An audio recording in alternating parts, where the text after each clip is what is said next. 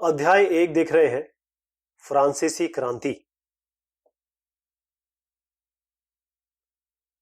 फ्रांसीसी क्रांति के बारे में आज हम लोग बात करेंगे।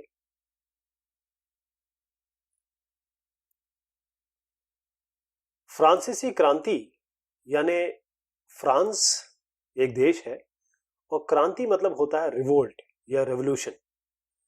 अब रेवोल्यूशन ये होता है कि मान लीजिए आप किसी क्लास में हैं, आपके बच्चे आपके जो उस क्लास के साथ में जो बच्चे हैं, एक टीचर ऐसा है जो बहुत गुस्सा करता है, मारता पीटता है या फिर कुछ ऐसा करता है जो आपको पसंद नहीं आ रहा, लेकिन क्योंकि टीचर है तो उसकी इज्जत आप कर रहे हैं।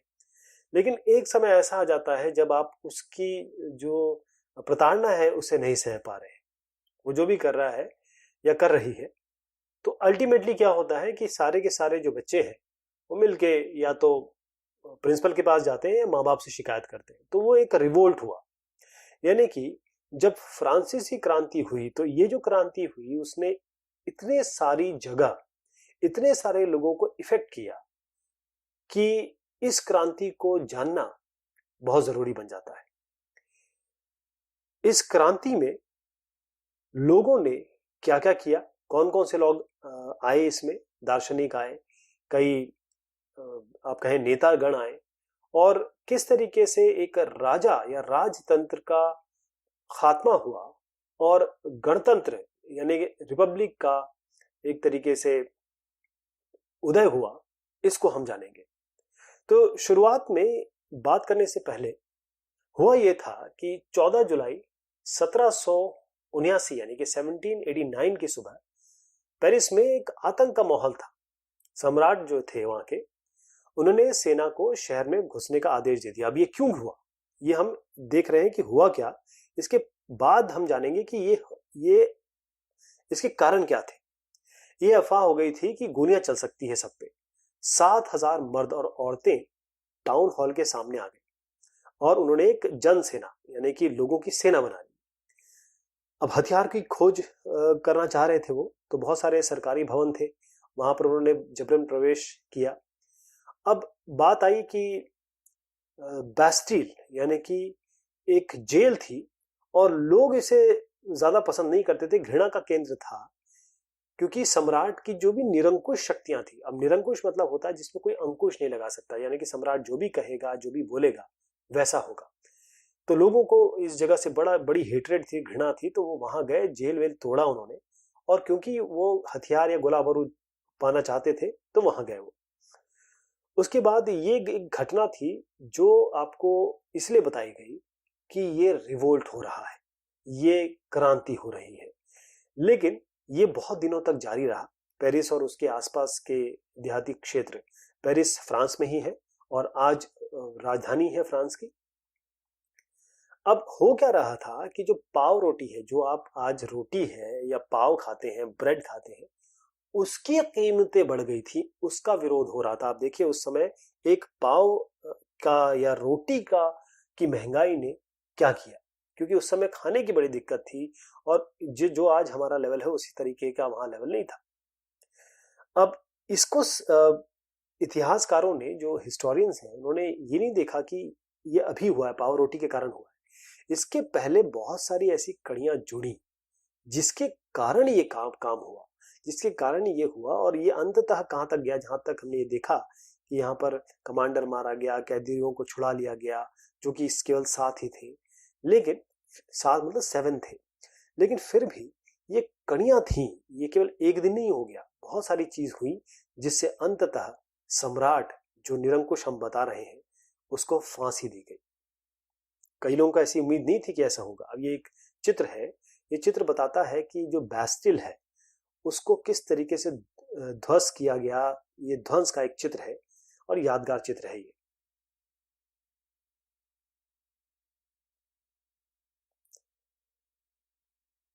इससे पहले हमने एक आइडिया ले लिया कि ये हमें क्लाइमैक्स दिखाई, ये एंड हुआ, लेकिन शुरुआत क्या हुई, ऐसा क्या हुआ जिसके कारण ये हो रहा था।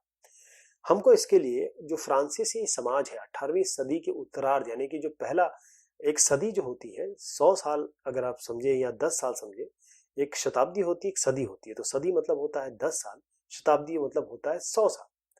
तो 18वीं सदी, 18वीं शताब्दी, इसको हम सदी या शताब्दी दोनों कह सकते हैं। अगर आपको 10 साल कहा जाए तो 10 साल आएगा वो, लेकिन यहां हम शताब्दी की बात कर रहे हैं। अब उसके समय उत्तरार्ध का मतलब होता है कि जैसे मान लीजिए 19वीं शताब्दी की बात हो रही है, 19वीं शताब्दी की बात हो रही है, तो 1800 से लेकर 1900 तक होगी। उत्तरार्ध मतलब ये होगा कि उसका आधा कर दीजिए आप, जैसे 1850 से 1800 से 1850। अब 18वीं सदी की बात हो रही है, इसका मतलब ये है कि हम 1700 से लेकर 1800 की बात कर रहे हैं। तो सन 1774 1774 में बुर्बों, ये बर्बन करके आपने बिस्किट सुना होगा, वो जो राजवंश था बर्बन राजवंश, उसके लुइस LOUIS नाम अंग्रेजी में है, लुइस को बोलते हैं, क्योंकि फ्रांस में जो शब्द है वो कुछ इस तरीके से है, अभी बहुत सारे शब्द आएंगे उसमें। तो लुई जो 16 है वो राजगद्दी पर आसीन हुए, 20 साल के थे। उनका विवाह ऑस्ट्रिया की राजकुमारी मेरी एंटोइनेट से हुआ था। लेकिन जैसे ही वो आए यहाँ पर, उन्होंने देखा कि राजकोष तो खाली है, अब बहुत सारे युद्ध चल रहे थे। वर्साए, ये वर्सैलिस लिखा हुआ है लेकिन इसको वर्साए बोलते हैं। इसका बड़ा विशाल महल था, शान शौकत थी, फिजूल खर्ची, बहुत सारी चीजें ऐसी थी। इसके अलावा लुई 16 के शासन काल में फ्रांस ने अमेरिका के 13 उपनिवेशों, यानी कि जो 13 कॉलोनियां थी जो ब्रिटेन की थी, तो फ्रांस ने अमेरिका के 13 उपनिवेशों को साझा शत्रु, यानी कि फ्रांस और अमेरिका का जो साझा उनका कॉमन दुश्मन था ब्रिटेन, उससे आजाद कराने में सहायता दी थी। अब इससे क्या हुआ कि लिब्रे, अब कुछ शब्द इसमें आएंगे, इसको बता देता हूँ। लिब्रे ये फ्रांस की मुद्रा थी, जैसे हमारा रुपया होता है वैसे वहां की मुद्रा थी, जिसे 1794 में समाप्त कर दिया गया था। अब देखिए उस समय 10 अरब लिब्रे, इससे ज्यादा कर्ज था उनके पास, और 2 अरब और चढ़ गया। तो सरकार से जो कर्जदाता थे, जिन्होंने कर्जा दिया हुआ था, वो 10% ब्याज की मांग करने लगे थे। ब्याज मतलब होता है इंटरेस्ट। जब आप किसी से कोई पैसा लेते हैं तो आपको उसको इंटरेस्ट देना पड़ता है। जैसे बैंक में अगर पैसा रखते हैं तो आपको बैंक इंटरेस्ट देता है। तो ये जब चल रहा था तो ये कर्ज तो चुकाना था, इतना कर्ज इन पे हो चुका था। तो उससे क्या हुआ, जैसे नियमित खर्चे हो गए, सेना के रखरखाव, राज दरबार, सरकारी कार्यालय, विश्वविद्यालय, इनको चलाने के लिए जो सरकार थे, फ्रांसीसी सरकार, करों में वृद्धि के लिए बाध्य हो गई, क्योंकि अब पैसा कहां से आएगा, जब कर लगाएंगे, लोगों पे टैक्स लगाएंगे उनकी, तो उससे पैसा मिलेगा। लेकिन ये कदम भी नाकाफी था। तो 18वीं सदी में फ्रांसीसी समाज 3 एस्टेट में बैठा हुआ था। इसको समझना बहुत जरूरी है। केवल तीसरे एस्टेट के लोग ही कर देते थे, यानी कि टैक्स देते थे। अब आप समझिए कि एस्टेट का समाज किस तरीके से बना हुआ था। प्रथम एस्टेट में पादरी आते थे, पादरी यानी जो चर्च का काम करते थे, चर्च के प्रीस्ट समझ लीजिए आप। द्वितीय जो सेकंड एस्टेट था, द्वितीय एस्टेट में कुलीन वर्ग आता था, यानी जो जिनका कुल माना जाता था कि बहुत कुलीन है, ये थोड़ा सा इलीट क्लास के हैं। तृतीय एस्टेट में भी बड़े लोग आते थे, जैसे बड़े व्यवसायी हो गए, व्यापारी, अदालती, कर्मचारी, वकील, ये सब आते थे। लेकिन उनके अलावा किसान और कारीगर, छोटे किसान और भूमिहीन मजदूर, नौकर, ये सब भी तृतीय एस्टेट में आते थे। और अब आप देखिए कि ये जो तीसरा एस्टेट है, यही केवल टैक्स देता था। तो ये जो प्राचीन राजतंत्र पद, इसका प्रयोग ये 1789 से पहले जो फ्रांसीसी समाज और संस्थाएं थे उसके लिए होता था। अब ये देखिए, ये इसमें सामंती, आप समझ लीजिए मध्यकालीन सामंती व्यवस्था का अंग समझ लीजिए इसको। अब देखिए कि ये जो है, इसमें से 90% जो है किसान है, लेकिन जमीन मालिक इनकी संख्या कम है। लगभग 60% जमीन पर किनका किनका अधिकार था? कुलीनों का, चर्च और तीसरे एस्टेट के अमीरों का अधिकार था। यानी कि इनका पादरी, ये प्रथम एस्टेट, सेकंड एस्टेट, और उसके बाद तृतीय एस्टेट में भी अगर आए तो यहाँ पर जो बड़े, जो पैसे वाले थे, उनके अधिकार में था। इनको विशेषाधिकार था जन्मना, यानी कि अगर कोई एक कुलीन वर्ग का आदमी है और उसका बेटा होगा तो वो अपने आप कुलीन हो जाएगा। इनको जन्मना अधिकार, विशेष अधिकार प्राप्त था कि प्रीस्ट है तो उसका बेटा अगर होगा तो प्रीस्ट हो जाएगा। अब सबसे बड़ी बात थी कि ये कर नहीं देते थे। जो कुलीन और बड़े लोग थे वो कर नहीं देते थे, यानी टैक्स नहीं देते थे। बाकी जो गरीब लोग हैं उनसे टैक्स लिया जाता था। अब जो तीसरे जो सामंती व्यवस्था हम यहाँ पर देख रहे हैं, इसमें जो तीसरे लेवल पे आते थे, यानी कि जो तीसरा एस्टेट था, वो लोग देते थे सारा खर्च देते थे। तो एस्टेट क्या हुआ इसमें? एस्टेट मतलब क्रांति पूर्व फ्रांसीसी समाज में सत्ता और सामाजिक हैसियत को अभिव्यक्त करने वाली जो श्रेणी है, ये 3 एस्टेट हमने बताया, तो अलग अलग एस्टेट ये होते हैं। पादरी वर्ग जो सबसे पहला वर्ग आपने देखा, जो चर्च में विशेष कार्य करते थे, उनको पादरी कहा जाता था। अब कुछ शब्द आएंगे यहाँ पर, टाइद और टाइल, इसको समझिएगा, जरा अंतर है इसमें। चर्च किसानों से करों का एक हिस्सा, यानी कि जो किसान कमाते थे ना, उनसे, जो किसान के पैसे थे, उनसे भी ये एक हिस्सा, यानी कि 10वां हिस्सा होता था ये टाइद। ये टाइद कहते थे इसको, TITHE, धार्मिक कर होता था कि धर्म के नाम पे कर दीजिए। अब जो तीसरा एस्टेट है, उसके लोग सरकार को कर तो चुका ही रहे हैं, साथ में टाइद भी दे रहे हैं। और ये जो कर चुका रहे हैं, उनमें से एक कर था टाइल, यानी कि प्रत्यक्ष कर। और बहुत सारे अप्रत्यक्ष भी थे, मतलब जो सामने जो डायरेक्ट थे और इनडायरेक्ट टैक्सेस भी थे। जो अप्रत्यक्ष था, जो इनडायरेक्ट था, वो क्या था? नमक और तंबाकू, ये बहुत जरूरी चीजें थी उस समय, उस पर भी टैक्स था। तो कहने का मतलब ये है कि जो जनता है, असली जनता, जो गरीब जनता है, वो ही सारे कर झेल रही है, वो ही सारे कर उठा रही है। तो ये सब चीजें हैं जिन्होंने, जो हमने शुरुआत में देखा कि वो क्यों ये सब चीजें हुई, क्यों क्रांति हुई, वो ये सब कारण मैं बताने की कोशिश कर रहा हूं आपको। एक इसमें चित्रण है एक, इसको कहा जाता है मकड़ा और मक्खी। तो ये कुलीन व्यक्ति है, देखिए कितने आलीशान तरीके से बैठे हुए हैं साहब। ये कुलीन व्यक्ति है, ये मकड़ा है, और ये जो किसान है मकड़ी है। अब ये बहुत सारी चीजें लेके आ रहे हैं, देखिए क्या क्या लेके आ रहे हैं। ये फल, अनाज, पैसा, सैलड, मतलब सलाद, ये इनसे ले भी रहे हैं जो कुलीन वर्ग वाले हैं, और इनकी तरफ देख भी नहीं रहे, यानी कि इनको हीन भावना से देख भी रहे।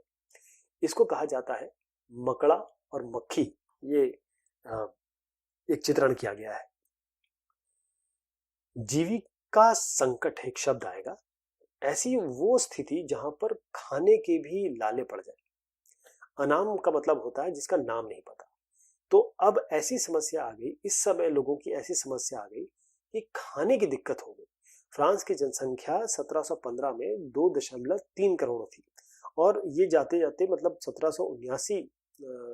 1789 में ये बढ़कर 2.8 करोड़ हो गई, 2.8 हो गई। अब इस हिसाब से उत्पादन तो हो नहीं रहा था।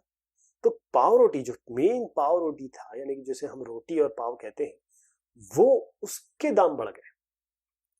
और कारखाने में जो मजदूर थे, उनको मजदूरी नहीं ठीक से मिल पा रही थी, क्योंकि मजदूरी मालिक तय करते थे। तो अमीर गरीब की जो खाड़ी, एक समझ लीजिए, एक उनके बीच में जो खाड़ी थी, या कहें कि जो खाई थी, वो बहुत बहुत ज्यादा बड़ी हो गई। इसके अलावा सूखे और ओले का प्रकोप होने लगा, और हुआ तो पैदावार और गिर गई, तो पाव रोटी कहां से आएगी? तो ऐसी स्थिति में जीविका संकट आ गया। प्राचीन राज्य तंत्र के दौरान फ्रांस में काफी आम थी कि लोगों को खाने की भी दिक्कत थी, खाने तक के लिए नहीं मिल रहा था। ये एक जीविका का संकट उत्पन्न कैसे होता है, इस पे थोड़ी सी चर्चा करना जरूरी है। इसमें कुछ शब्द दिए हुए हैं, जैसे खराब फसल है। अब खराब फसल हुई तो क्या होगा? इसमें कुछ शब्द है, जैसे खाद्य दंगे, अन्नाभाव, मृतकों की संख्या में वृद्धि, खाद्य पदार्थों की बढ़ती कीमत और कमजोर शरीर। तो जब खराब फसल होगी तो क्या होगा? ये जीविका संकट का चक्र है। खराब फसल होगी तो क्या होगा? अन्न का अभाव होगा, तो इस जगह पे अन्न अभाव लिख सकते हैं। अन्न का अभाव होगा तो क्या होगा? इसका मतलब ये है कि खाद्य पदार्थों की बढ़ती कीमत, अगर खाना मतलब चीजें कम है तो उसका रेट बढ़ जाएगा। अब गरीबी गुरबा पाव रोटी नहीं खरीद पाएंगे, यानी जो गरीब लोग हैं, जब रेट बढ़ गया तो कहां से खरीद पाएंगे? और ये होगा तो क्या क्या हो सकता है? ये होगा तो मृतकों की संख्या में वृद्धि हो जाएगी, इससे महामारी फैल जाएगी। और ये भी हो सकता है कि खाने के नाम पे दंगे हो, और खाने के नाम पे दंगे होंगे तो फिर आपका देखिए, एक कमजोर शरीर से महामारी हो सकती है, खाने के नाम पे दंगे हो सकते हैं। तो ये सब चीजें आपकी एक जीविका संकट को लेके आएगी। अब जो मध्य वर्ग आया, अब ये सब चीजें चल रही थी, लेकिन मध्य वर्ग जब आया, उसने विशेषाधिकारों के अंत की कल्पना की। उसने सोचा, उसने जाना कि इन लोगों को हम केवल जो थर्ड फ्रंट है यानी कि तीसरा एस्टेट है वही सब कुछ देता है। ये जो तीसरा एस्टेट था उनके लोगों ने, क्योंकि कुछ लोग समृद्ध हो गए, उनमें भी कई लोग ऐसे थे जो समृद्ध और शिक्षित थे। आपने देखा था कि जो तीसरा एस्टेट है उसमें कई लोग ऐसे थे जो गरीब किसान थे लेकिन तो उनसे ऊपर भी थोड़े शिक्षित व्यवसायी भी थे। तो कई लोग ऐसे थे उनमें जिन्होंने ये सोचा और जिनको ये पता लगा कि भाई ये जो जन्माना विशेषाधिकार लोगों को मिला हुआ है कि भाई कोई कुलीन है तो उसका बेटा कुलीन हो जाएगा या फिर कोई पादरी है तो उसका बेटा पादरी हो जाएगा, तो उन्होंने कहा कि नहीं, ये ठीक नहीं है। तो इसी हिसाब से जॉन लॉक और जॉन जॉक, ये जॉन जॉक रूसो, ये दार्शनिक थे। उन्होंने काफी चीजें लिखी जैसे टू ट्रीटाइजेस ऑफ गवर्नमेंट में लॉक ने राजा के जो दैवी और निरंकुश जो अधिकार थे उसका मतलब राजा को ये माना जाता था कि ये भगवान है हमारा और उसको सारे अधिकार दे दिए गए थे। तो इसका खंडन किया इन्होंने कहा नहीं ये तो ठीक नहीं है।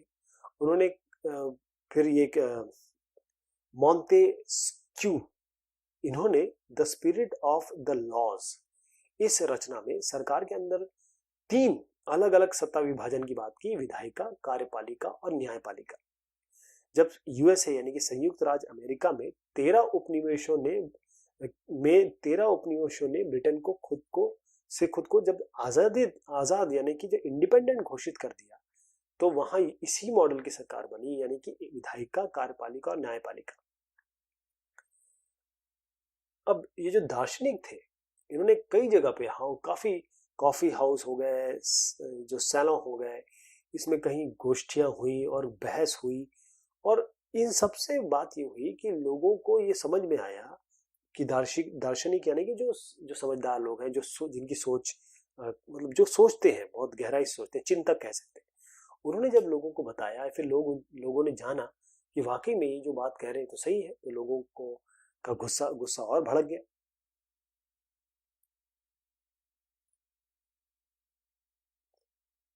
तो ये सब चीजें जो हो रही थी, यही जो सबसे पहले हमने बात की थी ना कि क्यों इस तरीके से लोगों ने रिवोल्ट किया।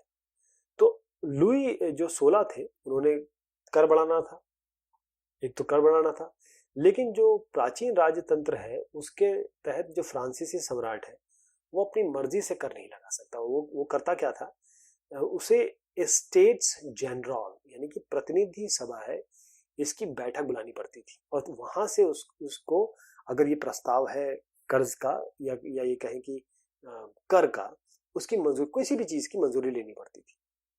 तो एस्टेट जनरल ये एक राजनीतिक संस्था थी जिसमें तीनों एस्टेट अपने अपने प्रतिनिधि भेजा करते थे। 3 एस्टेट हो गए, आपको 3 एस्टेट आपने देखे थे कि जो प्रथम स्टेट है, सेकंड एस्टेट द्वितीय और तृतीय। लेकिन सम्राट ये निर्णय करता था कि कब बैठक बुलाई जाएगी। 1614 में आखिरी बैठक हुई। फ्रांसीसी सम्राट लुई जो 16 थे उन्होंने 5 मई 1789 को जो नया कर उनका जो प्रस्ताव था उसके अनुमोदन के लिए यानी कि उसको पास करने के लिए एस्टेट्स जनरल की बैठक बुला ली, यानी कि उनकी मीटिंग बुला ली। अब ये हो गया कि 300 प्रतिनिधि पहले और दूसरे एस्टेट ने भेजे, वो आमने सामने ये कतार में बैठ गए। जो तीसरे एस्टेट के थे उन्होंने 600 प्रतिनिधि आए उनके, वो पीछे खड़े हो गए क्योंकि वो तो उसी तरीके से देखे जाते थे। अब जो तीसरा एस्टेट था इसका प्रतिनिधित्व कौन कर रहा था, ये समृद्ध और शिक्षित वर्ग कर रहे थे। किसान, औरत और कारीगरों को तो सभा में आने ही नहीं दिया गया था। फिर भी 40,000 पत्रों के माध्यम से उन्होंने अपनी बात पहुंचाई, उनकी शिकायत जो थी, उनकी मांग जो थी। तो एस्टेट जनरल के नियमों के अनुसार सब जो तीनों वर्ग है वो एक मत देंगे, तो इस बार भी यही होने वाला था। लेकिन जो तीसरा वर्ग था, जो थर्ड एस्टेट थे, उन्होंने कहा कि नहीं, अब की बार जो पूरी सभा है सबके द्वारा मतदान किया जाएगा, सबको एक आप मत देने का अधिकार दीजिए। ये एक लोकतांत्रिक सिद्धांत था जिसे मिसाल के तौर पर रूसो ने अपनी जो पुस्तक है, जैसे मैंने अभी डिस्कस किया, 2 सोशल कॉन्ट्रैक्ट, इसमें बताया था। जब सम्राट ने इसको अस्वीकार कर दिया, मना कर दिया, तो जो तीसरा एस्टेट है उसके प्रतिनिधि गुस्सा हुए या ये कहे विरोध जताते हुए बाहर चले गए। अब तीसरे एस्टेट के जो प्रतिनिधि है ये अपने आप को संपूर्ण फ्रांसीसी राष्ट्र का प्रवक्ता मानते थे, थर्ड एस्टेट। तो 20 जून को एक इंडोर टेनिस कोर्ट में ये वर्साई में मिले और जमा हुए, और उन्होंने अपने आप को, जो थर्ड स्टेट था, उन्होंने कहा कि हम नेशनल असेंबली है। उन्होंने घोषित कर दिया कि हम नेशनल असेंबली है, और ये शपथ ले ली कि जो सम्राट की, जब तक सम्राट की शक्तियों को कम ना किया जाए, यानी उनके कम करने वाला संविधान तैयार नहीं किया जाएगा, तब तक असेंबली भंग नहीं होगी, ये नेशनल असेंबली रहेगी। और इसका नेतृत्व कौन कर रहे थे? मिराबियो और आबेसी। मिराबियो का जो जन्म है वो कुलीन परिवार में होता, लेकिन वो इन सब चीजों को समझते थे। सामंती विशेषाधिकार जो है वो चाहते थे कि ये खत्म हो, और ऐसे कई चीजें उन्होंने लिखी है इसमें। उन्होंने बहुत जबरदस्त पैम्पलेट भी लिखी थी। तो अगर मैं इसको सिलसिलेवार तरीके से बताऊं आपको, तो आगे भी इसके बारे में चर्चा होगी, लेकिन आप सिलसिलेवार तरीके से समझिए कि कब कब क्या क्या हुआ था। 1774 यानी कि 1774 में लुई 16 फ्रांस के राजा बनते हैं। सरकारी खजाना खाली है और प्राचीन राजतंत्र के समाज में असंतोष गहराता जा रहा है। 1789 को क्या हुआ? एस्टेट जनरल का आह्वान होता है। तृतीय एस्टेट नेशनल असेंबली का गठन कर देता है, और बैस्टिल पे हमला होता है, और देहात में किसानों का विद्रोह शुरू हो जाता है। ये हम देख चुके हैं। अब 1791 में, इसके बारे में भी हम सबके बारे में चर्चा करेंगे, लेकिन सिलसिलेवार तरीके से आप समझ लीजिए कि 1791 में सम्राट की शक्तियों पर अंकुश लगाने और सभी मनुष्यों को, सभी जितने भी लोग हैं, उनको जो मूलभूत यानी कि जो बेसिक अधिकार है, उसके लिए संविधान बनाया जाता है। फिर 1792 से 93 में क्या हुआ? फ्रांस जो है गणराज्य बनता है, बाकायदा एक गणराज्य यानी कि रिपब्लिक बनता है, और राजा को सिर काट के मार दिया जाता है। जैकोबिन गणराज्य का पतन होता है, जैकोबिन गणराज्य के बारे में भी देखेंगे, और फ्रांस पर डायरेक्टरी इसका शासन होता है। 1804 में क्या होता है?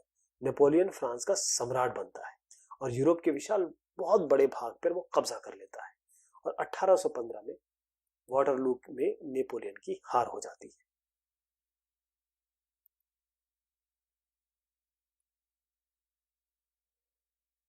ये जो अभी हमने जो बात की कि टेनिस कोर्ट में शपथ ले रहे हैं, नेशनल असेंबली का गठन हो रहा है, उसका चित्रण है ये। अब जिस वक्त ये नेशनल असेंबली संविधान का प्रारूप यानी कि एक खाका तैयार कर रही थी, पूरा फ्रांस आंदोलित हो रहा था। ठंड बहुत थी, फसल मारी गई थी, और पाव रोटी की कीमतें जो थी आसमान छू रही थी, और बेकरी के मालिक क्योंकि जमाखोरी कर रहे थे, लोग जो है गुसाई भीड़ धावा बोल रही थी वहां पर।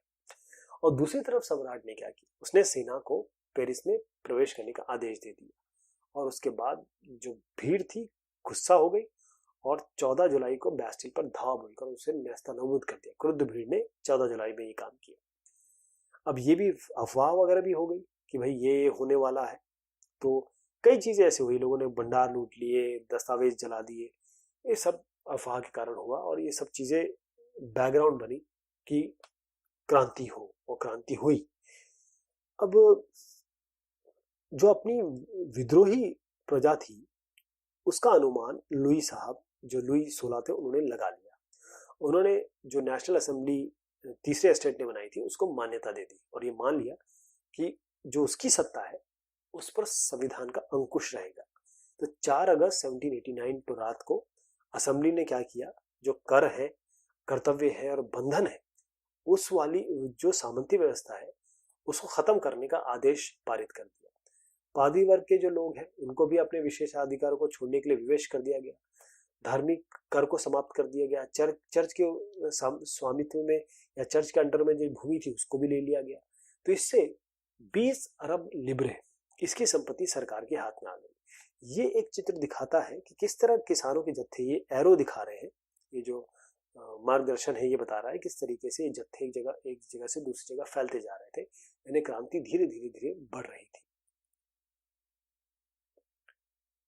अब संविधान बनना शुरू हो गया था। अब बना तो फ्रांस संवैधानिक राजतंत्र बन गया। नेशनल असेंबली ने 1791 में संविधान का पूरा एक प्रारूप तैयार कर लिया। जो मुख्य उद्देश्य था वो सम्राट जो थे, जैसे लुई 16 साहब की बात चल रही थी, उनकी शक्तियों को कम करना था या सीमित करना था। एक व्यक्ति के हाथ में अगर ये सब आ गया ना, तो फिर इसी तरीके से दिक्कतें आएंगी। तो उन्होंने कहा अलग अलग संस्थाएं बना दी जाए, विधायिका, कार्यपालिका, न्यायपालिका। और इसको किस तरीके से बना, इसी से संवैधानिक राजतंत्र की नींव पड़ी फ्रांस की। तो ये कैसे राजनीतिक व्यवस्था जो बनाई गई वो किस तरीके से थी, इसको थोड़ा समझने की कोशिश करिएगा। ये 1791 के जो संविधान था उसके अंतर्गत राजनीतिक व्यवस्था का खाका क्या बनाया गया था। इसका ये था कि पहले तो जो पॉपुलेशन है, लोग हैं, उनमें से कुछ सक्रिय नागरिक बता दिए गए, कुछ निष्क्रिय नागरिक बता दिए गए। सक्रिय नागरिक वो थे जिनको मताधिकार का प्राप्त मताधिकार कर सकते थे, यानी वोटिंग कर सकते थे। अब इसका मतलब 2.8 करोड़ की जनसंख्या में मात्र 40 लोग ऐसे थे, और ये थे कि मिनिमम 3 दिन का अपना जो काम करते थे, यानी कि लेबर जो है, कम से कम 3 दिन का अगर ये कर या टैक्स देते थे, वो लोग ही इसमें अलाउड थे। निष्क्रिय नागरिक वो थे कि मताधिकार इनको नहीं था, वोटिंग नहीं कर सकते थे। 30 लाख पुरुष, महिलाएं, बच्चे और 25 वर्ष से कम उम्र के व्यक्तियों को मताधिकार मिला ही नहीं था। अब होता यह था कि जो सक्रिय नागरिक जैसे 40 लोग जो थे उस समय, वो वोट करते थे, वोट करेंगे, इस तरीके से खाका बनाया गया था। और ये वोट करेंगे तो ये 50,000 पुरुष करेंगे, निर्वाचक चुनेंगे। अब ये जो लोग हैं ये वोट करके नेशनल असेंबली चुनेंगे, जिसमें 745 सदस्य होंगे। अब यही लोग सक्रिय नागरिक जो है ये वोट करके न्यायाधीश भी चुनेंगे, न्यायपालिका हो गई। विधायिका कहाँ तक हो गई, ये निर्वाचक और नेशनल असेंबली। कार्यपालिका जो होगा सम्राट होंगे, जो सबसे ऊपर सम्राट रखेगा, ऐसे नहीं सम्राट को खत्म कर दिया गया। और मंत्री, इन पे ये नेशनल असेंबली नियंत्रण रखेगी, सम्राट पे भी नियंत्रण रखेगी। तो सन 1791 में जो आपने देखा कि कानून बनाने का अधिकार नेशनल असेंबली को सौंप दिया गया। नेशनल असेंबली डायरेक्ट नहीं चुनी जाती थी, वो ये लोग इनको चुनते थे निर्वाचक को, फिर ये नेशनल असेंबली चुना जाता है, यानी कि 3rd लेवल पे चुने जाते हैं, डायरेक्ट नहीं चुनते थे। और 25 वर्ष से अधिक उम्र के लोग जो कम से कम 3 दिन की मजदूरी के बराबर कर चुकाते थे, यानी 3 दिन की जो मजदूरी है या लेबर जो भी वो पैसा कमाते हैं उसके बराबर अगर वो कर चुकाते हैं, टैक्स चुकाते हैं, तो उन्हीं को किसका अधिकार था, वोटिंग करने का अधिकार था। बाकी सबको कह दिया गया कि आप निष्क्रिय नागरिक हैं।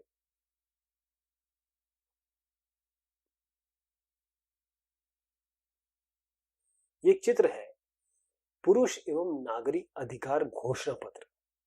ये 1790 में ले बार्बिए साहब ने बनाया था। इसमें आप देखिए कि यहाँ पर आपको 2 चीजें दिख रही हैं। एक तो ये कानून को निरूपित करती एक चित्र दिख रहा है आपको, और ये फ्रांस को। तो संविधान, जैसे मैंने कहा कि पुरुष और नागरिक अधिकार घोषणा पत्र इसके साथ शुरू हुआ था। ये फ्रांस की बारे में बात कर रहे हैं। इसमें जीवन का अधिकार, अभिव्यक्ति की स्वतंत्रता के अधिकार, कानून की बराबरी, कानून में सबका बराबरी का अधिकार, इनको नैसर्गिक और अहरणीय कहा गया। इसका मतलब ये है कि ये बेसिक है। जैसे हमारे यहाँ हमारा संविधान क्या कहते हैं, जो हमारे फंडामेंटल राइट्स हैं, वो सब चीजें बताई गया है कि जन्मना किसी को नहीं मिलेगा, अधिकार जो होंगे वो किसी को इस तरीके से नहीं मिलेंगे। और राज्य का ये कर्तव्य माना गया कि प्रत्येक नागरिक के नैसर्गिक अधिकार की रक्षा करे, जो उसके मूलभूत अधिकार है, जो उसको मिलने ही चाहिए, उसकी रक्षा करना किसका काम है, राज्य का, यानी कि स्टेट का काम है। अब अगर आप और जानना चाहेंगे तो ये पुरुष एवं नागरिक अधिकार घोषणा पत्र के बारे में बहुत तफसील से दिया हुआ है, इसको भी आप देख सकते हैं।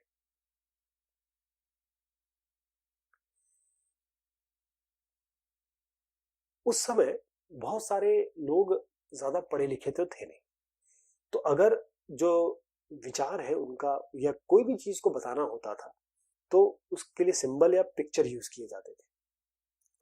तो ले बार्बियो ने, जो अभी आपने देखा था कि उनने अधिकारों के घोषणा पत्र को लोगों तक पहुंचाने के लिए कुछ प्रतीकों का इस्तेमाल किया, कुछ सिंबल्स का इस्तेमाल किया। जैसे टूटी हुई जंजीर है। टूटी हुई जंजीर का मतलब ये था कि दासों को बांधने के लिए जंजीरों का प्रयोग होता था। टूटी हुई हथकड़ी का मतलब है आजादी। ये है आपका बंधी हुई लकड़ियां। इसका मतलब अगर एक लकड़ी है तो टूट जाएगी, इसको छड़ों का बर्छीदार गट्ठर कहे। अगर एकता है, यानी कि बहुत सारी लकड़ियां एक साथ जुड़ी हुई, तो उसको आप तोड़ नहीं सकते। ये त्रिभुज के अंदर रोशनी, इसका मतलब सर्वदर्शी आंख ज्ञान का प्रतीक है। ज्ञान, इसका मतलब समझ लीजिए नॉलेज का प्रतीक है।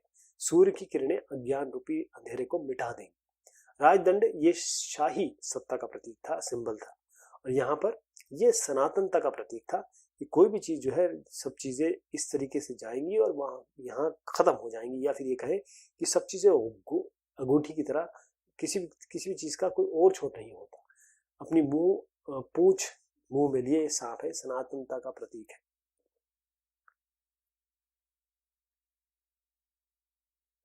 इसमें लाल फ्राइजियन टोपी है ये, इसके बारे में भी आगे चर्चा होगी कि ये लोग कौन पहनते थे। जो दास थे वो जब स्वतंत्र हो जाते थे, यानी कि जो दास थे, जो किसी के लिए काम करते थे, जब वो स्वतंत्र हो जाते थे तो लाल फ्राइजियन टोपी पहनते थे। जैसे हमने अभी एक चित्र में देखा था, ये जो दो महिलाओं का चित्र था, ये जो नीला सफेद है ये फ्रांस का राष्ट्रीय रंग भी है। और ये जो चित्र है ये डैनो वाली स्त्री यानी कि कानून का मानवीय रूप है। और ये विधि पट है, कानून सबके लिए समान है और उसकी नजर में सब बराबर है। जैसे हमने देखा कि फ्रांस में राजतंत्र था, उसके बाद बहुत सारे घटनाक्रम के बाद गणतंत्र की स्थापना हुई, लेकिन फ्रांस की स्थिति कुछ वर्षों तक तनावपूर्ण रही। लुई जो 16 सम्राट थे, उन्होंने संविधान पर तो हस्ताक्षर कर दिए क्योंकि उन्होंने जनता का मूड भांप लिया था, लेकिन पर्शा उसके राजा के साथ उसकी गुप्त वार्ता भी चलती रही। अब ये सब देख कर जो आसपास के इलाके थे, आसपास के जो देश थे, उन्होंने ये सोचा कि अब हमें ऐसा लगना पड़ेगा, क्योंकि घटनाएं हो रही हैं। उन्होंने कहा कि हम सेना भेजेंगे, लेकिन इस योजना पे पहले अमल होता है, मतलब जो आसपास के देश हैं। नेशनल असेंबली जो थी आपके फ्रांस की 1792 में पर्शिया और जो ऑस्ट्रिया है उसके विरुद्ध उन्होंने युद्ध करने का जो प्रस्ताव है वो पारित कर दिया। अब लोग आ गए, लोग इसमें जमा होने लगे, स्वयंसेवी सेना में भर्ती होने लगे। और क्योंकि अच्छा, ये लोग आने क्यों लगे इतने सारे? उनको लगा कि हम राजा और कुलीन वर्ग जो है उसके खिलाफ लड़ाई कर रहे हैं। उनके देशभक्ति के तराने वो गाते थे कि जैसे हम लोग कहते हैं भारत माता की जय, उस तरीके से वो भी देशभक्ति के तराने गाने लगे। और एक कवि साहब थे रोजेट दी लाइल, उन्होंने मार्सिले लिखा था। और ये मार्सिले जब पहली बार पेरिस से ये स्वयंसेवी जो सेना में भर्ती हुए वो कूच कर रहे थे या फिर जा रहे थे, पहली बार उन्होंने ये गीत गाया था। और यही गीत, इस गाने का नाम जो है मार्सिले हो गया। और फ्रांस का ये राष्ट्रगान है अभी भी, मार्सिले। ये इसकी कहानी है, मार्सिले कैसे फ्रांस का राष्ट्रगान बना। अब सभी को, जितने भी क्रांतिकारी युद्धों से जितनी भी हो रही थी, जनता को ही क्षति हो रही थी, कठिनाइयां हो रही थी। और क्योंकि पुरुष चले जाते थे मोर्चे पर, तो जिम्मेदारी औरतों पे आ जाती थी, घर परिवार की, रोजी रोटी की। अब ऐसा लग रहा था, देश की आबादी बहुत बड़ी आबादी थी, उनको लग रहा था कि ये जो क्रांति है इसके सिलसिले को आगे बढ़ाना चाहिए। क्योंकि 1791 तक भी जो संविधान जो बना था, 1790 तक भी अमीरों को ही राजनीतिक अधिकार प्राप्त थे। आपने जैसे देखा था कि केवल 40 लाख जो जनता है, 2.8 अरब में, करोड़ में, केवल उनको ही ये अलाउड था कि वो वोट कर सके। तो फिर बातचीत होने लगी, तो इसमें बहस होने लगी, बातचीत होने लगी। तो एक जैकोबिन क्लब ये बड़ा सफल हुआ, जिसका नाम पेरिस का एक पहले जो अतीत में भूतपूर्व कॉन्वेंट ऑफ सेंट जेकब के नाम पर पड़ा था। और ये राजनीतिक समूह का अड्डा बन गया। ये ध्यान रखिए, जैकोबिन आने वाला है अभी, इसीलिए जैकोबिन का मैंने यहाँ पर डिस्कशन किया। महिलाएं भी सक्रिय हो गई। जैकोबिन जो क्लब है उसके सदस्य कहाँ से आते थे? वो समाज के जो कम समृद्ध, यानी कि जो गरीब, समझ लीजिए गरीब वर्ग से आते थे। छोटे दुकानदार हैं, कारीगर हैं। जैसे अगर कोई श्रेणी में बताऊं तो जूता बनाने वाले, पेस्ट्री बनाने वाले, या घड़ी जो बनाते हैं, छपाई जो करते हैं, नौकर हैं, और जो डेली वेज मजदूर है, दिहाड़ी मजदूर जिन्हें हम कहते हैं, इनके नेता बने मैक्समिलियन रोबेस्पियर। अब जैकोबिनों के एक बड़ा वर्ग था, उसने जो गोदी कामदार है या जो गोदी कामगार है उसकी तरह ही जो धारीदार लंबी पतलून पहनने का निर्णय किया। ध्यान रखिए, जैसे गोदी कामदार होते हैं, इसकी तरह ये लंबे पतलून उन्होंने पहनने का निश्चय लिया। ये ऐसा क्यों किया? जो समाज के जो फैशन वाले वर्ग थे, जो घुटने तक, खासतौर पर घुटने पर पहने जाने वाले ब्रिचेस, घुटन्ना जिसे कहते थे, उससे कुलीन पहनने वाले कुलीनों से खुद को अलग करने के लिए ऐसा किया, यानी कि उन्होंने लंबी पैंट्स पहनना शुरू किया ताकि जो ज़्यादा कुलीन है, जो नीचे तक पहनते थे, उनसे वो अलग दिख सके। अब ये समझ लीजिए कि ये ब्रीचेस पहनने वाले कुलीनों की सत्ता समाप्ति के ऐलान का उनका तरीका था कि भाई अब आपका समय गया, अब हमारा समय आ गया है। एक शब्द इसमें आया है कॉन्वेंट। कॉन्वेंट का मतलब होता है धार्मिक जीवन को समर्पित समूह की इमारत, मतलब ऐसी इमारत, ऐसी जगह जहां पर धर्म के लिए उसको डेडिकेट किया गया है, धर्म का काम होता है। ये आपका 100 क्लांत बिना ब्रीचेस वाले दंपतियों का चित्र है।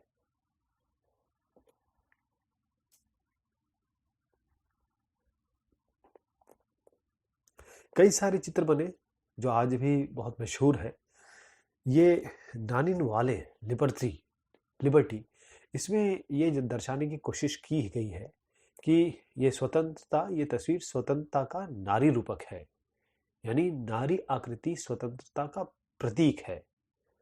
और ये जो टोपी है, ये आपने देखा था पहले भी कि जो स्वतंत्र हो जाते थे दास, वो पहनते थे। तो हम जैकोबिनों की बात कर रहे थे, जैकोबिन जो एक समझे समूह बना। तो ये जो जैकोबिनों को 100 कुलात किसके नाम से जाना गया? 100 कुलात। इसका मतलब क्या है? 100 कुलात ये फ्रेंच शब्द है, इसका मतलब होता है बिना घुटने वाले, बिना घुटने वाले। अब ये जो मैं लाल टोपी बता रहा था, ये जो लाल टोपी है, तो जैकोबिन या कहें 100 कुलात के जो पुरुष थे वो लाल रंग की टोपी पहनते थे, जो जैसे मैंने बताया कि स्वतंत्रता का प्रतीक था, फ्रीडम का। लेकिन महिलाएं ऐसा नहीं करती थी, महिलाओं को ऐसे करने की अनुमति नहीं थी। सन 1792 यानी 1792 में,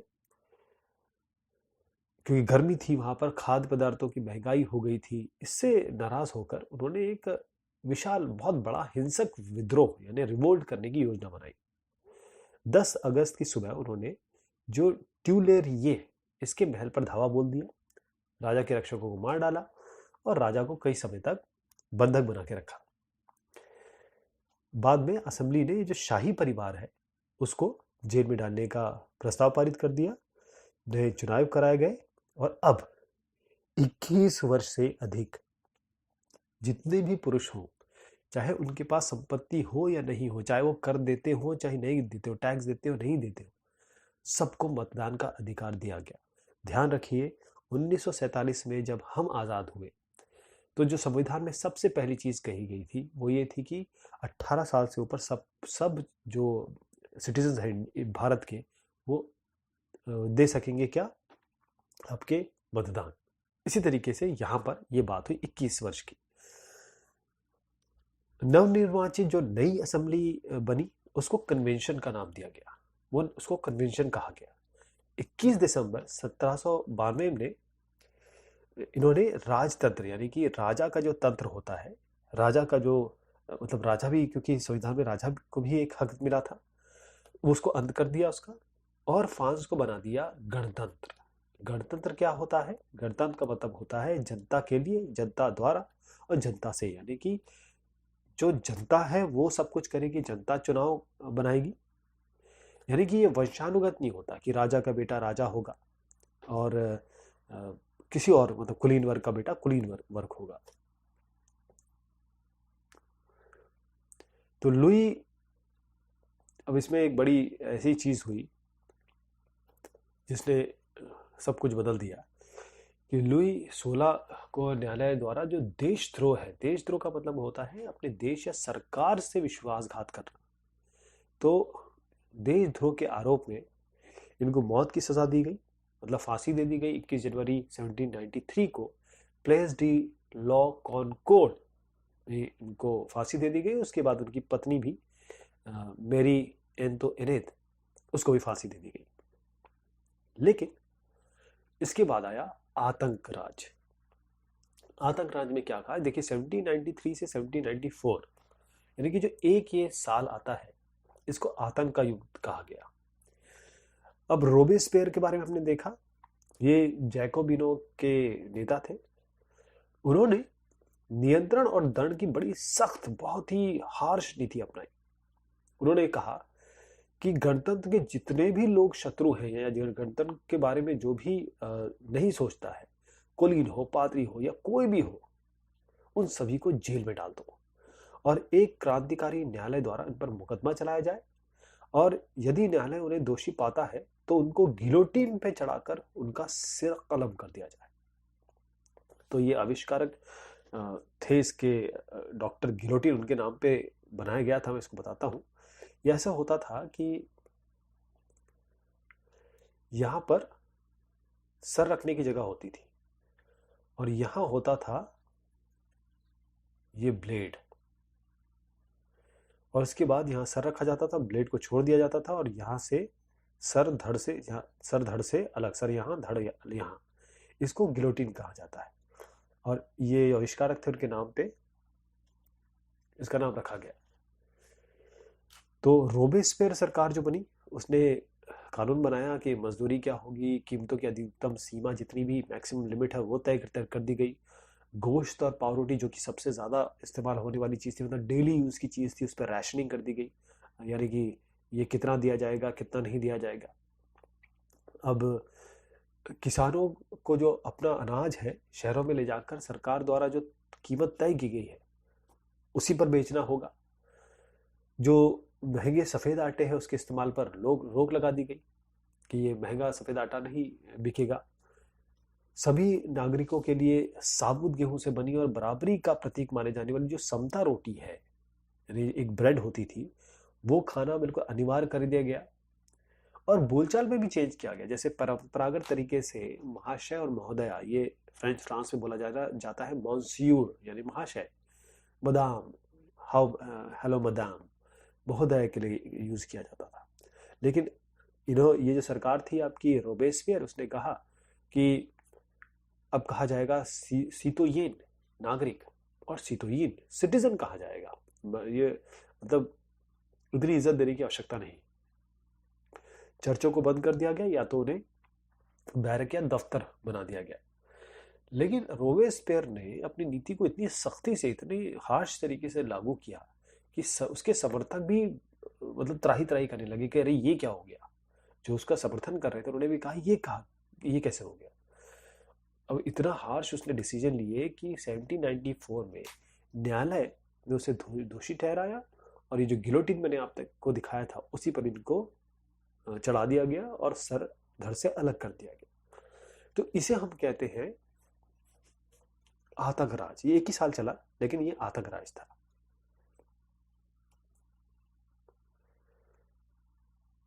उसके बाद अच्छा, ये एक चित्र में बता दूं, ये इसमें क्या होता था कि जनता से वफादारी हासिल करनी चाहिए जो क्रांतिकारी सरकार थी, उसके लिए उन्होंने काफी उत्सवों का आयोजन किया, यानी कि जनता खुश भी रहे।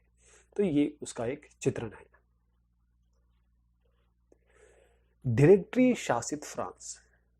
अब जैकोबिन सरकार के बारे में हमने देख लिया, जैकोबिन को गिलोटिन में चढ़ा दिया गया था। जैसे ही जैकोबिन सरकार गई उसके बाद जो मध्य वर्ग है, उसके बाद मध्य वर्ग के जो संपन्न तबके हैं उनके पास सत्ता आ गई। तो नया संविधान के तहत क्या था कि जिनके पास संपत्ति नहीं है, यानी कि संपत्तिहीन तबके को मताधिकार से वंचित कर दिया गया था कि जिनके पास संपत्ति नहीं है उनको हटा दिया जाए, उनको वंचित कर दिया जाए।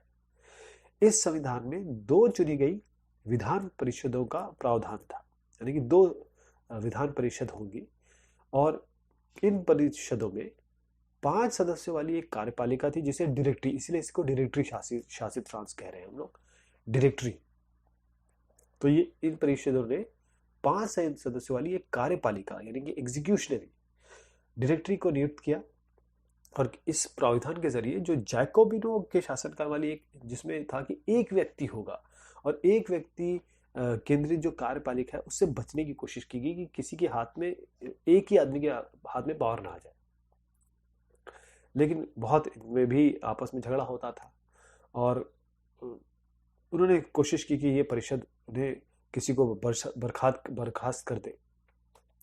तो डायरेक्टरी की राजनीतिक अस्थिरता से सैनिक तानाशाह, अब ये हमने देखा कि इन्होंने कोशिश तो की थी कि जो जैकोबिन सरकार में हो वो ना हो, लेकिन उनमें भी कई लूप होल नजर आ गए कि डायरेक्टरों का झगड़ा विधान परिषदों में होता था, तो परिषद उन्हें बाहर निकालने की चेष्टा करती थी, तो ये अस्थिर थी। ये जो तकनीक अपनाई गई ये भी अस्थिर थी। तो सैनिक तानाशाह नेपोलियन बोनापार्ट, इनका उदय हुआ। तो सरकार के स्वरूप में ये जो परिवर्तन हुए उसके दौरान स्वतंत्रता यानी कि फ्रीडम, विधि सम्मत समानता यानी जो भी रूल्स बनाए हुए हैं उसके हिसाब से सबकी इक्वालिटी, सबकी बराबरी, और बंधुत्व प्रेरक आदर्श बने रहे।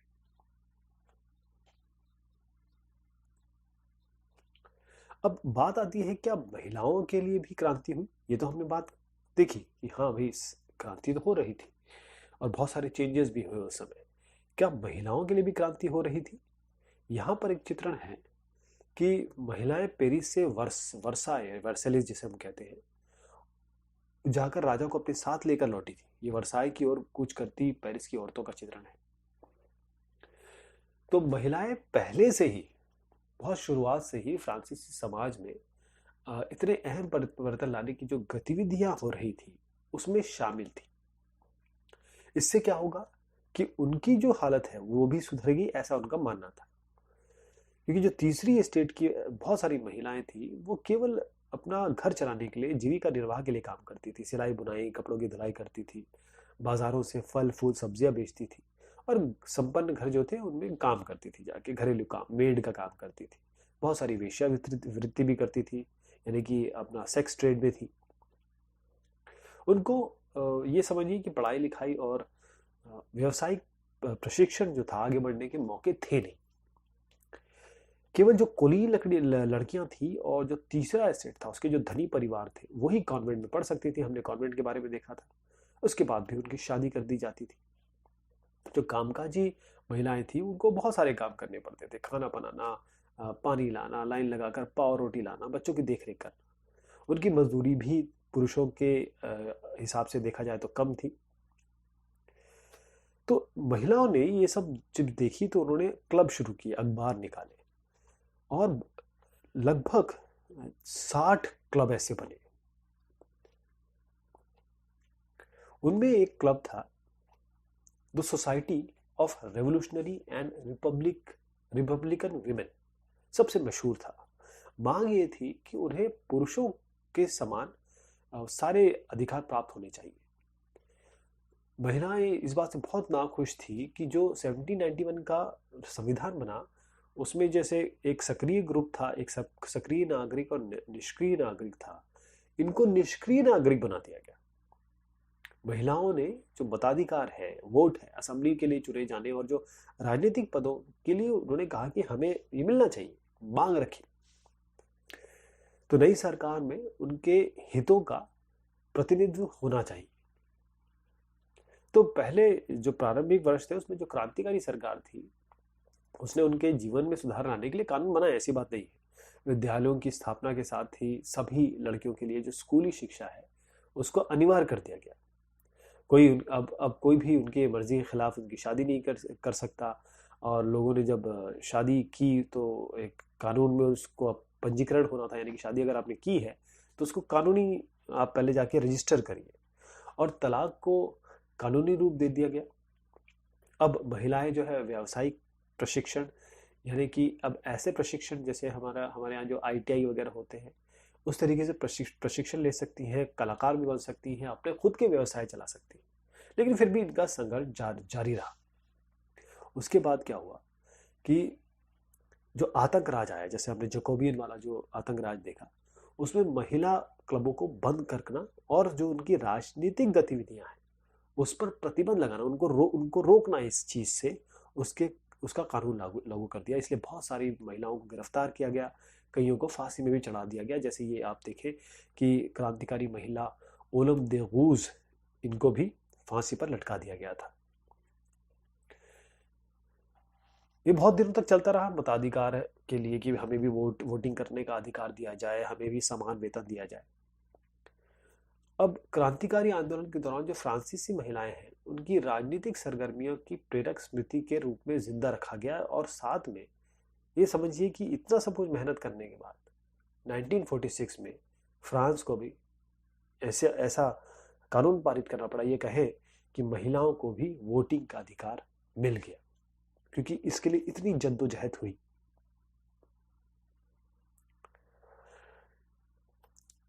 ये जो हम ये पढ़ रहे हैं या ये जान रहे हैं, ये अपने आप नहीं आ गए, ये किसी ने बताया नहीं। ये बहुत सारे इसके स्रोत हैं, इनके सोर्सेस हैं। जैसे ओलंप देवगूस के घोषणा पत्र में कुछ मूलभूत अधिकार यहाँ लिखे गए हैं, तो उन्होंने बकायदा घोषणा पत्र बनाया था, उससे हमें पता चलता है कि हाँ उस समय क्या हो रहा था। ऐसे ही यहाँ पर देखिए कि जो जैकोबिन राजनीतिज्ञ थे शोमित, उन्होंने कुछ आधार थे महिला क्लबों को बंद करने के निर्णय को उचित कैसे ठहराया, तो हम ये जानते हैं उस समय कि हाँ वाकई महिलाओं के खिलाफ क्या हुआ था। तो ये हमारे स्रोत हैं जो बाकायदा डॉक्यूमेंटेड है, प्रिंटेड है, लिखित है। ये एक एग्जांपल देखिए, एक की बेकरी की दुकान पर महिलाएं कतार में लगी है, बेकरी यानी कि मात्र रोटी पाव के लिए।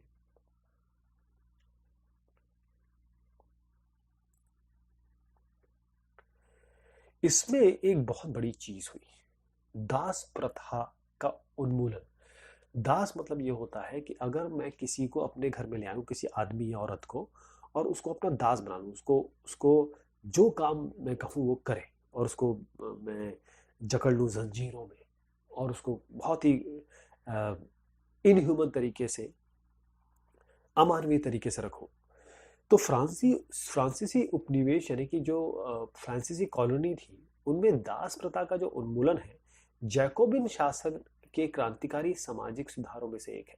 जैकोबिन शासन ने सब कुछ बुरा नहीं किया, उन्होंने दास प्रथा हटाई। तो जो कैरिबियन इलाका है, ये वेस्ट इंडीज जिसे हम कहते हैं, या वो बहुत सारे द्वीपों का समूह है, उसमें मार्टिनिक, गोडेलोप और सैन डोमिंगो, यहाँ ये जो 3 जगह मैं बता रहा हूँ, वो तंबाकू, नील, चीनी और कॉफी इसके बहुत महत्वपूर्ण आपूर्ति करता था, यानी कि यहाँ से बहुत जगह की आपूर्ति होती थी इन चीजों की। लेकिन जो यूरोपीय थे वो किसी और देश में जाना नहीं चाहते, तो बागानों में श्रम की कमी हो गई। अब इस कमी को यूरोप, अफ्रीका और अमेरिका, इसके बीच एक त्रिकोणीय यानी कि ट्रायंगुलर दास व्यापार द्वारा पूरा किया गया। दास व्यापार का मतलब क्या होता है मैं बताता हूँ। इसमें ये 17वीं शताब्दी में शुरू हुआ था। फ्रांसीसी सौदागर जो बोर्दे है या नांते, ये 2 बंदरगाह है यानी कि 2 सी पोर्ट है, उससे अफ्रीका तट पर जहाज ले जाते थे। जहां से कहाँ जाते थे? फ्रांसीसी सौदागर जाते थे अफ्रीका। वहां से जो स्थानीय जो वहां के सरदार थे, वहां से वो दासों को खरीद लेते थे। दे बाय, परचेज करते थे। जैसे हम जाके मान लीजिए कुछ ब्रेड खरीदते हैं, बटर खरीदते हैं, वैसे वो आदमी खरीदते थे। तो दासों को दाग कर, यानी कि उनमें बाकायदा एक वो लगा दिया जाता था,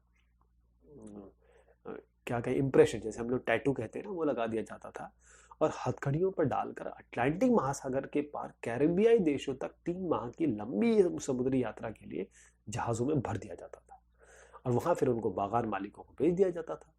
अब दास श्रम के बल पर यूरोपीय बाजारों में जो चीनी, कॉफी और नील की बढ़ती मांग, इसको पूरा करना संभव हुआ दास श्रम के कारण। इसी कारण जो ये बंदरगाह थे बोर्दे और नांते, ये भी समृद्ध हो गए। अब हुआ ये कि 18वीं सदी में फ्रांस में दास प्रथा की बहुत ज्यादा निंदा नहीं हुई थी। नेशनल असेंबली ने भी इस पे ज्यादा ध्यान दिया नहीं। लेकिन सन 1794 के कन्वेंशन ने फ्रांसीसी उपनिवेशों में जो दासों की मुक्ति का कानून पारित कर दिया। थोड़ी देर के लिए, बहुत कम समय के लिए लागू रहा। 10 वर्ष के बाद नेपोलियन ने दास प्रथा जो है दोबारा शुरू कर दी। बागान मालिक जो थे, अपने आर्थिक हित सुधारने के लिए या साधने के लिए अफ्रीका के निगरो लोगों को गुलाम बनाने की उनको स्वतंत्रता मिल गई कि आप निगरों को गुलाम बना लीजिए।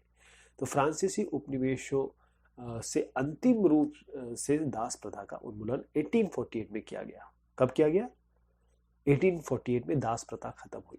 ये निग्रो एक शब्द आया है इसमें, अफ्रीका में जो सहारा रेगिस्तान के दक्षिण में रहने वाले स्थानीय लोग, उनको निग्रो कहा जाता है। अपमानजनक शब्द है, किसी को भी निग्रो मत कहिएगा। इसलिए ये एक 1794 का चित्र है, दासों की मुक्ति का विवरण है इसमें। यहाँ पर देखिए एक बैनर है, इसमें एक नारा है, मनुष्य के अधिकार, और नीचे ये कहा जाता है गुलामों की मुक्ति।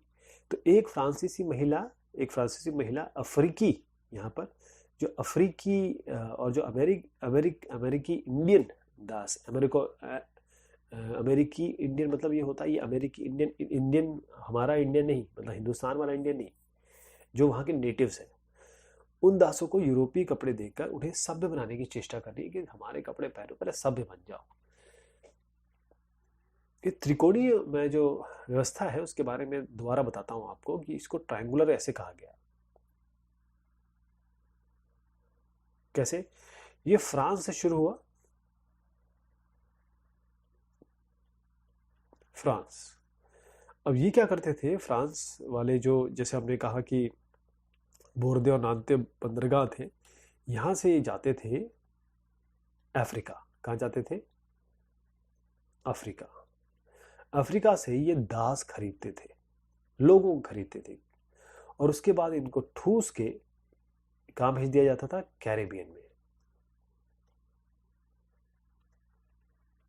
इस तरीके से ट्रायंगुलर जो त्रिकोणीय मैं बता रहा हूं, ये दास व्यवस्था उस समय चरम पे थी, लेकिन उसके बाद 1848 में इसे खत्म कर दिया गया। अब क्रांति तो थी, रोजाना की जिंदगी कैसे हो रही थी? क्रांति तो चल रही थी, या क्रांति से बहुत सारे परिवर्तन भी हुए। सन 1789 के बाद के वर्षों में फ्रांस के जो पुरुष हैं, महिलाएं हैं और जो बच्चे हैं, उनके जीवन में बड़ा परिवर्तन आया। क्रांतिकारी सरकार ने कानून बनाया कि जो स्वतंत्रता और समानता है, फ्रीडम और इक्वालिटी है, उसके आदर्शों को रोजाना की जिंदगी में उतारा जाए। बैस्टिल का जब विध्वंस हो गया, उसके बाद 1789 की गर्मियों में जो सबसे महत्वपूर्ण कानून आया वो था सेंसरशिप की समाप्ति। यानी कि पहले क्या होता था, कोई भी सामग्री अगर आपको बाहर लानी है तो वो जो भी उस समय राज कर रहा है उसके आंखों से होके गुजरेगी। वो उसे पहले देखेगा, उसमें सही चीज लगी तो ठीक है, नहीं तो उसके हिसाब से अगर गलत चीज लगी तो उसे हटा देगा। लेकिन जैसे ही ये सेंसरशिप की समाप्ति हुई, अखबार निकले, पर्चे निकले, पुस्तक निकले, छपी हुई तस्वीरें निकली, और ये बहुत जगह पहुंच गई। ये प्रिंट हुआ एक्चुअली, और ये बहुत जगह जब पहुंच गई, और उसके बाद ये भी देखिए कि लोगों ने कोशिश की नाटक, संगीत और जो उत्सवी जुलूस है ये भी करना शुरू किया, क्योंकि कई लोग उसमें पढ़ नहीं पाते थे, शिक्षित नहीं थे, तो ये जो नाच गाना था उससे ज्यादा लोगों तक बात पहुंचाई गई।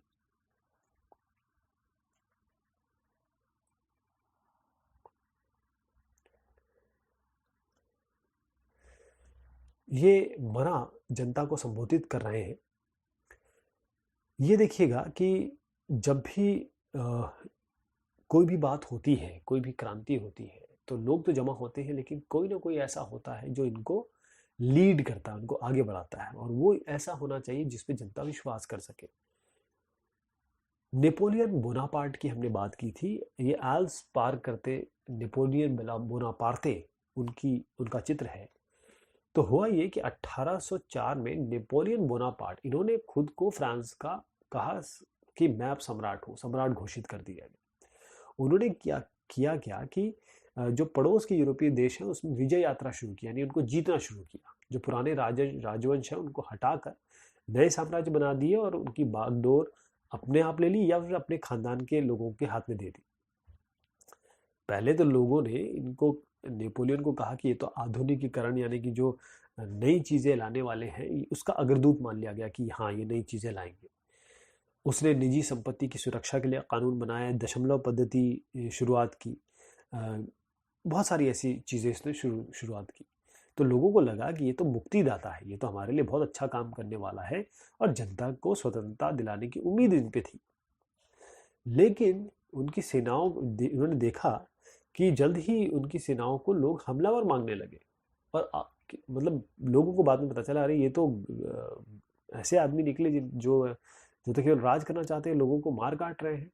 लेकिन आखिरकार 1815 में वाटरलू में उनकी हार हो गई नेपोलियन बोनापार्ट की।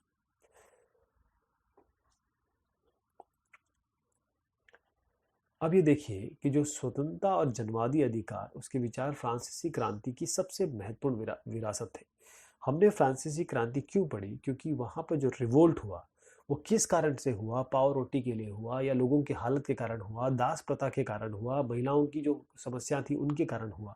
बहुत सारे कारण थे, और क्या क्या हुआ ये देखा हमने। अब ये सब जो चीजें आई वो इतनी आगे बढ़ी, जैसे टीपू सुल्तान हो गए, राजा राम मोहन राय हो गए, ये क्रांतिकारी फ्रांस से जो विचार निकले उससे इन्हें प्रेरणा मिली।